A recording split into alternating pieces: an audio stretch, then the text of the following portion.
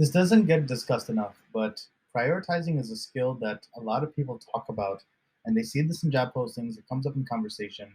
It's talked about a lot relative to how many people actually possess this skill. And I'm kind of just diving into it because I just have a lot of energy and also I'm in a little bit of a rush.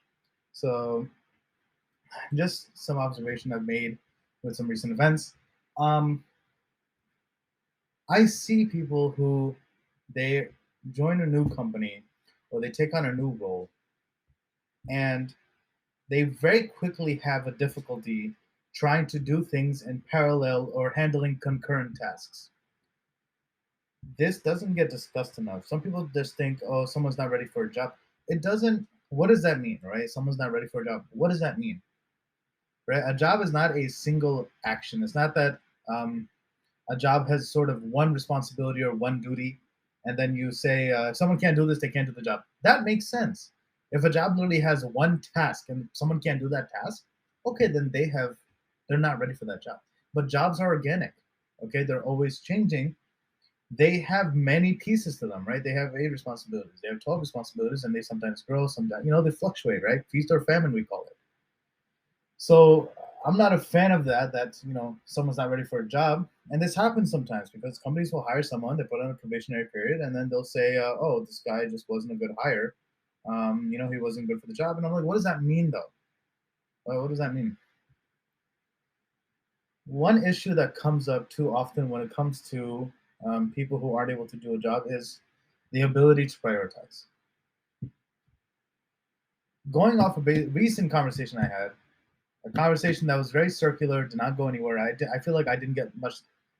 I don't appreciate conversations where I walk away with less information or less knowledge than the other party, particularly if I enter that conversation with the goal that I'm trying to learn from the other person and they end up learning from me and I sort of didn't gain much insight, right?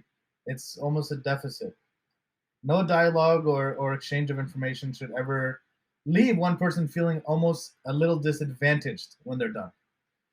So I had this conversation with someone and they're they're looking for some help with their role. They've embraced a new role at a new company, and things are not going well. And I told them, I said, "What's happening?" They're like, "Oh, I think I just, I." And of course, this comes up a lot, which I don't enjoy. So they go like, "Well, first of all, I BS'd my resume," and I'm like, "Why? Why would you lie on your resume?" I don't care if people lie on their resumes. I can't moderate that. I can't dictate. If if they tell me, I'll tell them, "Hey, man, that's not ideal,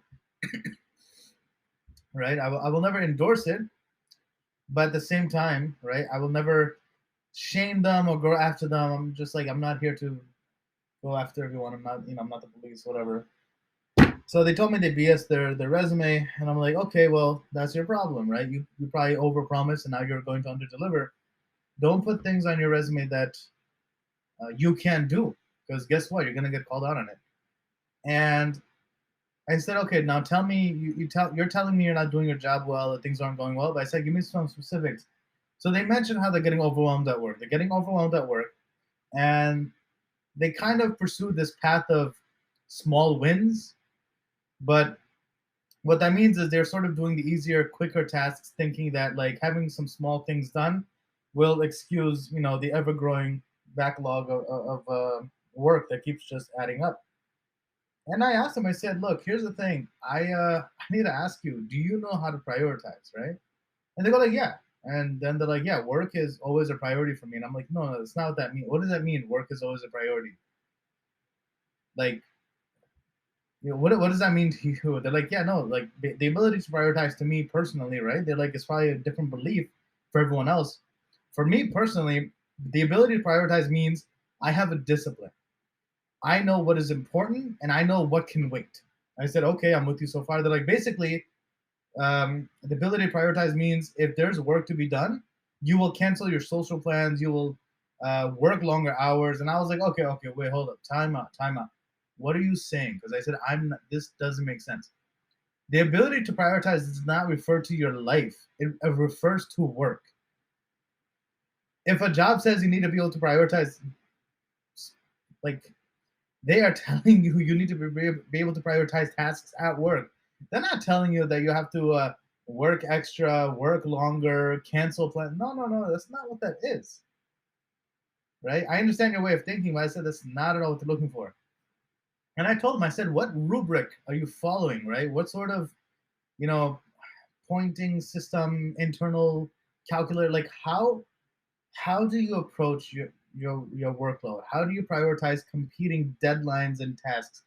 And they're like, oh yeah, no, I never had to deal with that in my old job. Like my old job, we had like maybe one or two things to do, and I always did them. And I'm like, yeah, see, no, that's the problem. Here you have like five, six things to do, and they are not related responsibilities like your former role. You have responsibilities that are unrelated, right? You have meetings around budget, right? Planning. You have meetings around monitoring projects. You have a meeting around developing new, putting new projects into motion. You have a meeting that has to do with getting updates from your teams. You have a meeting to do with just engaging with customers and presenting to stakeholders. Um, you have a meeting around meeting with the acquisitions team to see what resources, hardware, software, licenses, what have you, are being acquired for projects that are ongoing, right? I said you have a lot of. It's not that you have one, two, or three responsibilities that are all so similar that it didn't really feel like two or three distinct responsibilities. I said here you're kind of going all over the place. So I asked them. I said, how do you prioritize? And they're like, yeah, we've never really talked about that here. So like they said, no one really talks about prioritizing. I said, yeah, no, that's just it's not something that is ever given to you during training, and it's not something people talk about. But I said, I'm surprised you haven't been caught sooner, or they didn't catch this. So, just let me tell you how I prioritize things, and hopefully it'll give you some insight. But I said, what works for me will not work for you, and I don't mean it, and I don't even mean it in the sense that it won't work for you completely, but you can copy me. I told them like I'm in an entirely different industry, different vertical, different role. I mean, the way C-level prioritize things that's going to be different from like a team lead, right? And not just that, working in my with the clients in the industries that are primarily kind of governmental or healthcare or higher education or what have you, is going to be a lot different than the industry that you're in. So, I said I'll I'll just give you some example of how I prioritize things, but please don't copy me, but at least get some understanding as to how I think, and hopefully that'll how I prioritize. Maybe that'll give you some idea of how to prioritize in your own way, right? That's the most important thing, is just how to do things your own way. So just wanted to kind of quickly talk about that. It's scary because I feel like this is a skill that people don't talk about. There's not like a lot of content on it. There's not a lot of videos or podcasts on this, and some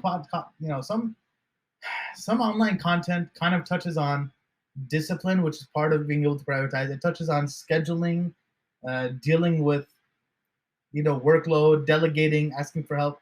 Some of these are things that kind of help with prioritizing, but um, being able to prioritize, it means different things to different people. But I feel like it's a skill that has to be learned, and it's not that people aren't capable of learning it. It just seems like too many people are not being told how to prioritize. They're not being taught how to prioritize. They're not being taught the importance of prioritizing.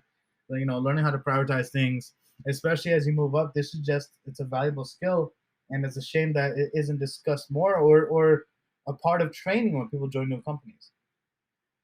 Like I can understand an internal promotion. Sometimes when it comes to training internally, companies kind of skip some steps. But when someone comes in externally, you should definitely assume that they don't know anything about the way you guys do things. So you need to train them from scratch.